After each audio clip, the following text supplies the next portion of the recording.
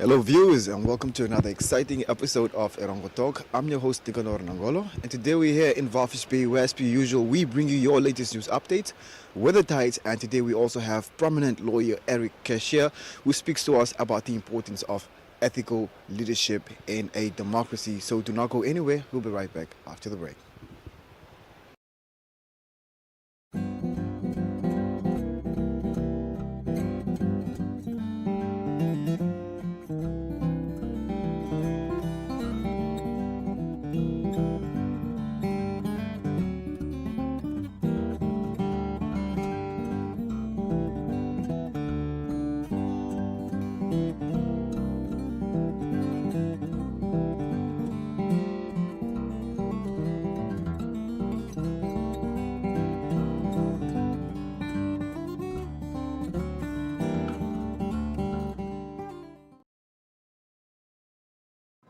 Hallo kijkers en welkom bij vandaag's episode van Erongo Talk. I'm your host Erongo. I am your host Frida Molatu. I'm your host Alan Johannes. Sit gerus terug en geniet hierdie episode met ons. We didn't count them out. We know they played against Grootfontein. Die weer is mooi. Dit is 'n eer om hier te wees.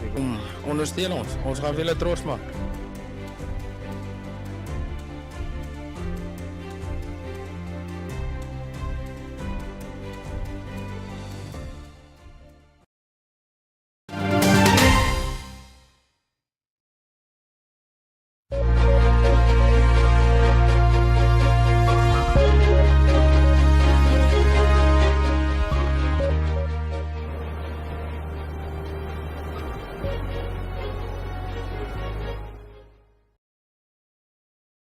And now for your first news story, the Walvis Bay Municipal Traffic Department has cautioned members of the public to be vigilant about scammers impersonating traffic officers to solicit money.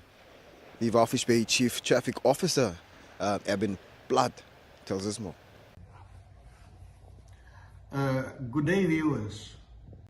It has come to my attention that certain members of the public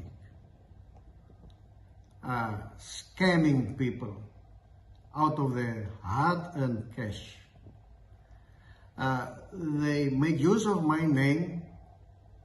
I'm the Chief of Traffic, Mr. Eben Platt, the Head of Traffic in Walvis Bay. That there's outstanding tickets and they will be arrested if they don't pay a certain amount into their accounts by EFTs over cell phone banking. As we must know, and it's also part of training to members of the community, members of the public, that it does not work like that.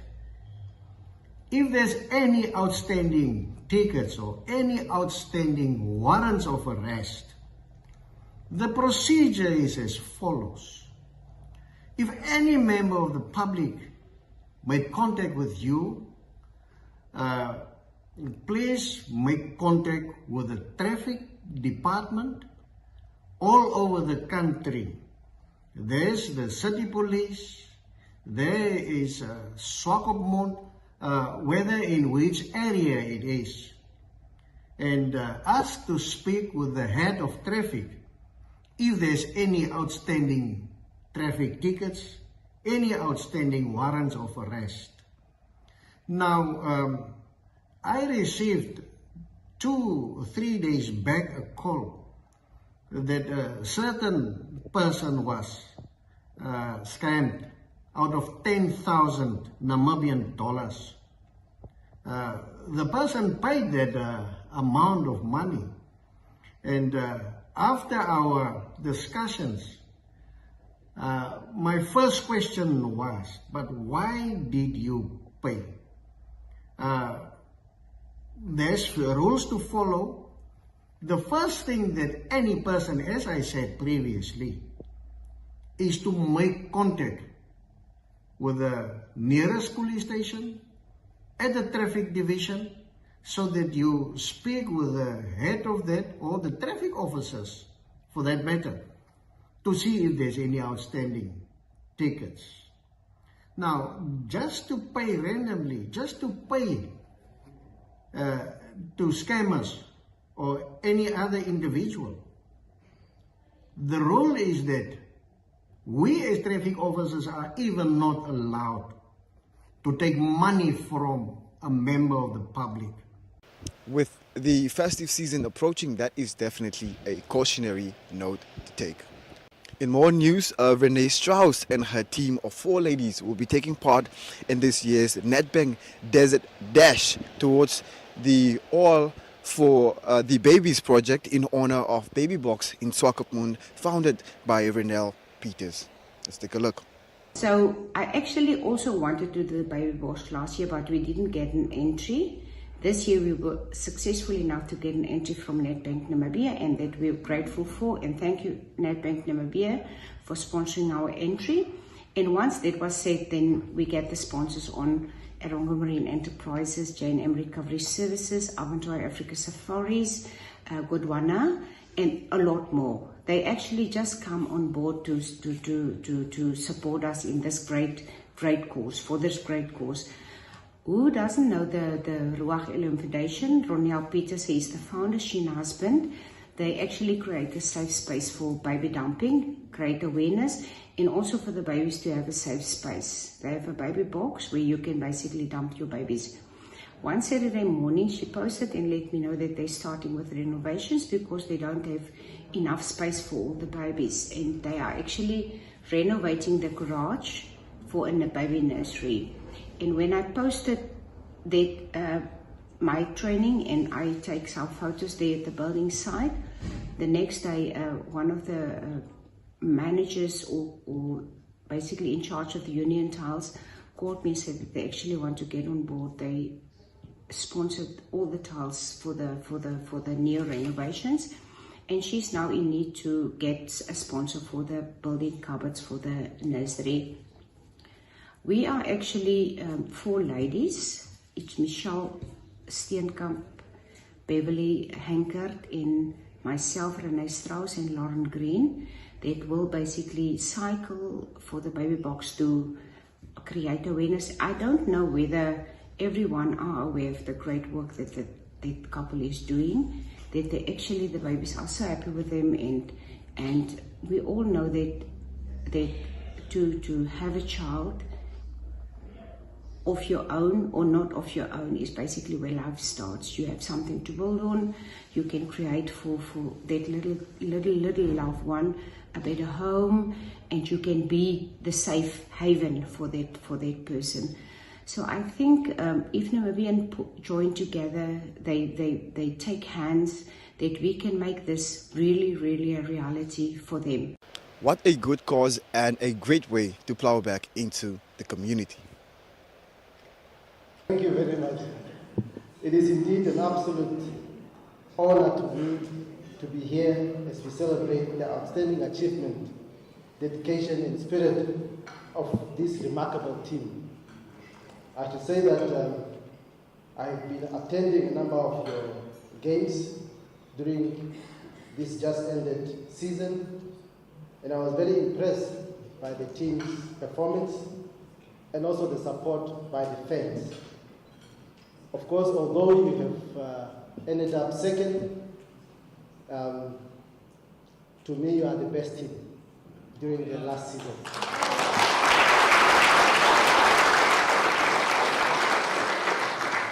One thing I've seen about one thing I've observed about the team is that you are very dangerous, especially when you are under pressure. How you come back, you keep us under serious nerves. And that is what Kudus is made of. And that's why I'm saying that I'm very much happy to be here today to celebrate with you the hard work during the just ended season. From the onset, I want to also acknowledge the dedication of the people who played a special role in the development of this club. They have left us during the past season or the past year, and I want to pay a special tribute to them. And they are Happy Chief Fransman, Legend Kate Fregan, Leslie Bogart, Uncle Gary, Ms. Kandra, and the founding member and rugby legend Dougie Dayers. And I think they really did a wonderful job in bringing where the team is today. What a great effort towards the upliftment of the team. And on that sporty note, we've come to conclude our news for today.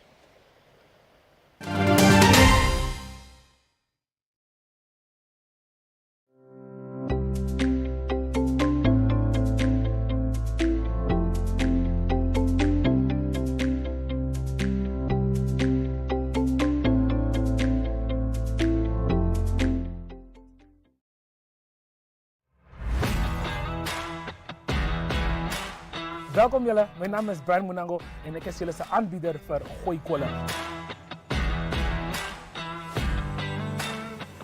Dit meest donderdagse sportstrip noem.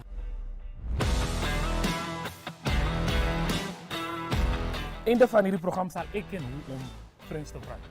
Je m'appelle? Je bent? Le Jean. Je raar je me ko. Is dit nou onderbroek?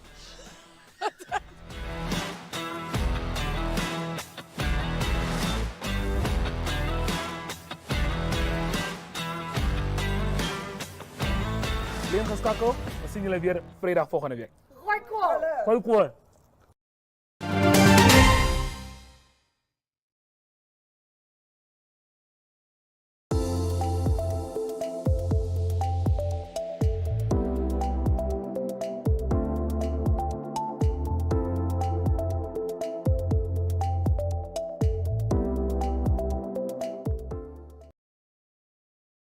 Democracy, and you guys covered it just excellent. Another thing that I wanted to discuss, and I want to make sure that we have some time to discuss, is it's one thing to have ethical leadership. And I think we all agree that all of our public officials should act in a way with high integrity, with high ethics. But how do we hold them accountable to do that? How do we assure that ethics are being, that's a part of the decisions that are being made, and that's something that becomes the culture of our government and not just something that we talk about as an aspiration, right? We want to make sure that everyone is acting in the way that they're speaking, and so that's part of what I want to talk about in some practical ways that we could do that. But let me just start by making it a little bit personal, because I wasn't always, so I'm a public official and I serve as a city attorney and I represent public agencies, but I wasn't always, I didn't always have the same faith in my government as I do now, right? When I was younger and growing up, I was a student of history. And I know that in the United States, our Constitution is hundreds of years old. But African Americans in the United States were slaves up until 1865, right? I know that our Constitution says that every citizen has the right to vote. But African Americans in the United States didn't really have the right to vote until 1965, right? So there's a level of intellectual dishonesty to say that every citizen has a right to vote, but black people don't have the right to vote until almost 150 years after the Constitution, right? So the reason for that, and the reason that black people didn't have the right to vote, is because even though the Constitution said everyone can vote in the United States, there were different states that would impose and create laws that made it harder for my ancestors to vote. They had requirements that you had to pass a test in order to be able to register to vote.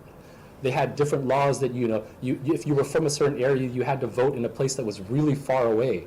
So they made it difficult for people to be able to vote. So the African American vote in the United States we were disenfranchised for generations and decades. And you can imagine what that feels like, as if you're from that community, you don't always feel like the government is representing you. And that's how I kind of grew up, feeling that way. And so, I mean, there's probably some young people here who might feel like the government doesn't represent them. I've been there. I felt that myself, where I just didn't see myself reflected in the decisions. I had no reason to think that they were unethical or that they weren't making decisions, but the outcomes that I was seeing produced by my government, it just didn't seem that they were doing things for my benefit. It was always to the detriment of my community. And so you could imagine my excitement and my enthusiasm in 2007 when Senator Barack Obama decided to run for president. We'd never really had a truly viable African-American candidate to run for president. So it was very exciting. I was in my first year of practicing law, and I was familiar with him because he's a lawyer as well. He was the first black editor-in-chief of the Harvard Law Review, and that's the top law school in our country. And he was the first black editor-in-chief. So I told myself, if this man ever decides to run for office, I want to support him, because I'm all about making sure we elevate our best and brightest. And when he decided to run for president, I basically set aside everything that I was doing to support his campaign. And so I would organize fundraisers to raise money to support people who wanted to travel, to support and register voters in different states. I ended up becoming a member of his National Finance Committee. So it was basically the top 300 donors around the country for his campaign. And so I served on his National Finance Committee for 2 cycles. I also organized a group called Young Lawyers for Obama. So this was a group of attorneys, because we were all young attorneys, and we understood that a lot of our community was being denied at the polls. They were going to a voting location, and they were being told, oh, you're voting for Obama? Okay, you're supposed to vote somewhere else. So they were being given misinformation, so they wouldn't be allowed and able to vote. And so what we as attorneys did, we would parachute in to battleground states, and we would sit at polling locations to make sure that people's rights were being upheld and that they weren't being denied the right to vote. And so we did all those things during the campaign, and so you could imagine the great pride that I had when he was obviously elected president, and he served for 2 terms. So he is, I know, Mayor, here, you're the inspiration for your colleagues here. President Obama is very much the inspiration for me as a public official. He's the reason I decided to become a city attorney and go into public service. And so I wanted to mention that because, and he's also a man of high ethical standards, high morals. A lot of public officials enrich themselves by their positions. This man didn't even repay his student loans until he was in office for 3 years. He didn't even repay his student loans because he couldn't. He hadn't made enough money yet. So that's definitely kind of one of my inspirations, and so I wanted to offer that. Kamala Harris.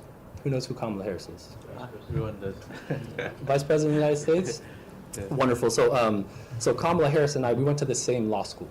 And so I've known her for about 15 years. She's a really dear friend. And when she was the state attorney general in California, the state that I'm from, she appointed me to the Fair Political Practice. It's the State Ethics Commission. She appointed me to that position. I was one of the youngest people appointed, but she, like Benny, wanted to just give people an opportunity, right? She saw something in me, so she placed me on this ethics commission. And I'll be frank, at the time, I didn't know exactly what the Ethics Commission did. I was still learning that. I was in my first year of practice. But I've since developed an expertise around the Political Reform Act, and I want to talk a little bit later on about some of the laws that we have in place to assure that public officials are operating with high integrity and doing so in an ethical way.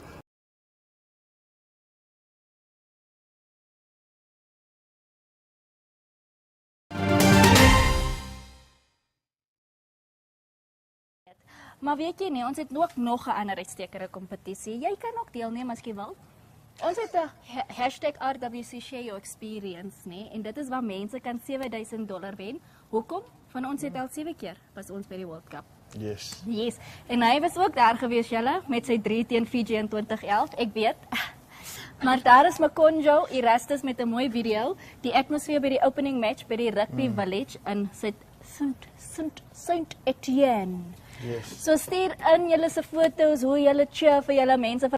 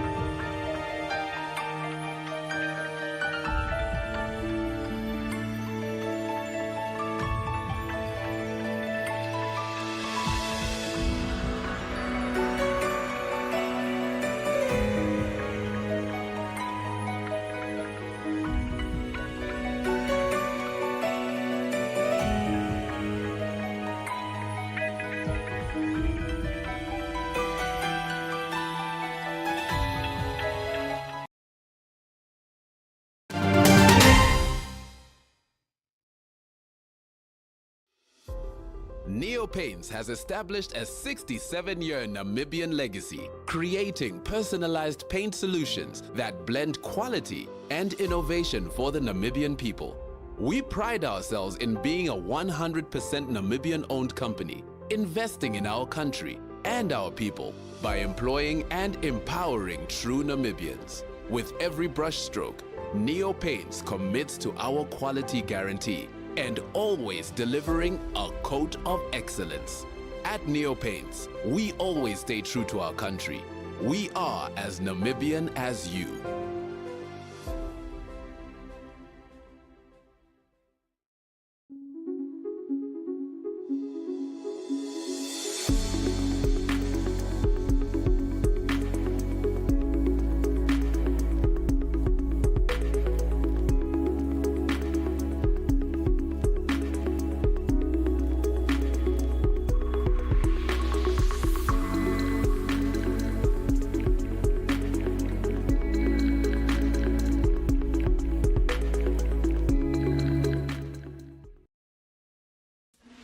Ek is so bly ons kan weer konsert maak oral oor die land. Een van die dae, Namibië. Die 1 November speel ek Marion Holm in Swakopmund. Die 2 November speel ons laerskool Noord in Walvisbaai. Die 3 November speel ons laerskool Noord in Windhoek en die 4 November speel ek Marion Holm in Windhoek. Ek is opgewonde want daar's 'n storie van Namibië in my vertoning, my een vir 'n vertoning Marion Holm. Nie alles daarin heeltemal die waarheid nie, maar sommige, meeste daarvan is. Kan nie wag nie.